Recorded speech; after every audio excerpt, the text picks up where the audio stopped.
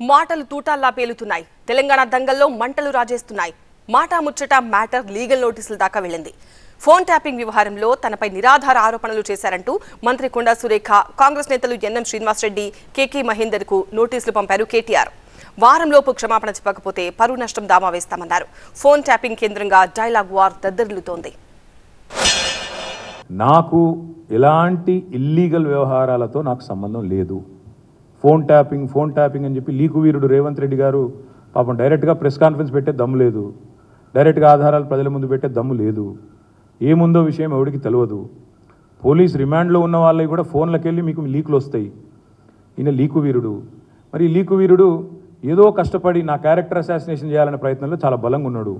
ఎవరో హీరోయిన్లను నేను బెదిరించిన అంటది ఆ మంత్రి. ఆమెకు నెత్తుందా లేదా నాకు తెలియదు. నాకు అంత కర్మ ఏంది, నాకు ఈ దిక్కుమాలిన పనులు చేయాల్సిన పరిస్థితి ఏంది. నాకు ఎలాంటి ఫోన్ ట్యాపింగ్ వ్యవహారంతో నాకు ఎలాంటి సంబంధము లేదు. ఈ అడ్డమైన మాటలు ఎవరైనా మాట్లాడితే, చెత్త మాటలు ఎవరైనా మాట్లాడితే వారు మంత్రి అయినా ముఖ్యమంత్రి అయినా తాట తీస్తాము, లీగల్గానే చూసుకుంటాం. తాట తీస్తామంటే మళ్ళీ మీరు ఇదే యూట్యూబ్లో తమ్మునీళ్ళు పెట్టి తాట తీస్తామన్నాడు ఈయనకు అహంకారం ఎక్కువ అని చూపెడకూరి. ఫోన్ ట్యాపింగ్లో వస్తుందా రాదా అని ఇన్వెస్టిగేషన్ జరుగుతూ ఉంది. ఇన్వెస్టిగేషన్లో ఆయన పేరంటూ వస్తే తప్పకుండా కేసు పడుతుంది. ఇప్పుడు అధికారులు వాళ్ళ అధికారులే కదా వచ్చి వాళ్ళే అప్రూవల్గా మారుతూ ఉన్నారు కదా. అమెరికాలో ఉన్న వాళ్ళు, బయట దేశాలకు పోయిన వాళ్ళు కూడా ఈరోజు వాళ్ళకి మాకు సంబంధం లేదు, వాళ్ళు చెప్తే మేము చేసాము, మమ్మల్ని వదిలిపెట్టండి బాబు అని కాళ్ళ బేరానికి వస్తున్నారు. మరి వాళ్ళకి ఎందుకు భుజాలు తడుముకుంటున్నాడు? ఆయన లేనప్పుడు సంతోషమే కదా, ఆయన సంతోషపడాలి. ఎందుకు భయపడుతున్నాడు? మరి ఫోన్ ట్యాపింగ్ నేను డిమాండ్ చేస్తున్నా ఈ ప్రభుత్వాన్ని. మీకు చిత్తశుద్ధి ఉంటే 2004 మొదలుపెట్టు. ఏమేమి ట్యాపింగ్లు జరిగినాయి నేను నా ఆరోపణ కాదు కదా. ఈరోజు నీ ప్రభుత్వంలో నీ పక్కన కూర్చున్న పొన్నం ప్రభాకర్ గారే ఆ రోజు ఆరోపణ చేసిండ్రు. ఆనాడు కిరణ్ కుమార్ రెడ్డి ప్రభుత్వం నా ఫోన్ ట్యాపింగ్ చేస్తుంది. మరి అది వాస్తవమా కాదా? బయటికి విచారణ గ్యాంబిట్ పెంచు. ఆనాడు అధికారులందరినీ పిలిపి, రిటైర్డ్ ఉన్న వాళ్ళందరినీ పిలిపి నీ కాంగ్రెస్ ప్రభుత్వం ఫోన్ ట్యాపింగ్ చేసిందా లేదా చూద్దాం. కాబట్టి ఎవరు ఫోన్లు ట్యాప్ అయినాయి, ఎవరు చేసిండ్రు, ఇవన్నీ కూడా నాకేం భయం లేదు.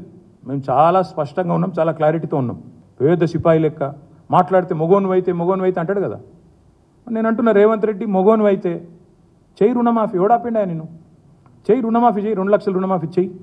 నువ్వే అన్నావు కదా December 9 అని చెయ్యి.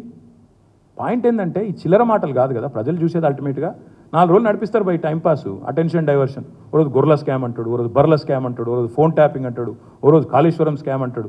ఇవేనా ఇక అసలు పని లేదా? దానికి కౌంటర్ మాట్లాడితే నా మీద లీగల్ నోటీస్ పంపిస్తా అంటే పంపించుకొనివ్వండి. మేము దానికి ఆన్సరబుల్ ఉన్నాము, చేస్తాము. మేము ఎక్కడా కూడా తప్పు మాట్లాడలేదు. మీరు మాట్లాడే పద్ధతి బాగుంటే మేము మాట్లాడే పద్ధతి బాగుంటుంది. మీరు మాట్లాడే పద్ధతిని బట్టే మా మాట ఉంటుంది. కాబట్టి అదే పద్ధతిలో మేము కూడా మాట్లాడతామని తెలియజేస్తాం.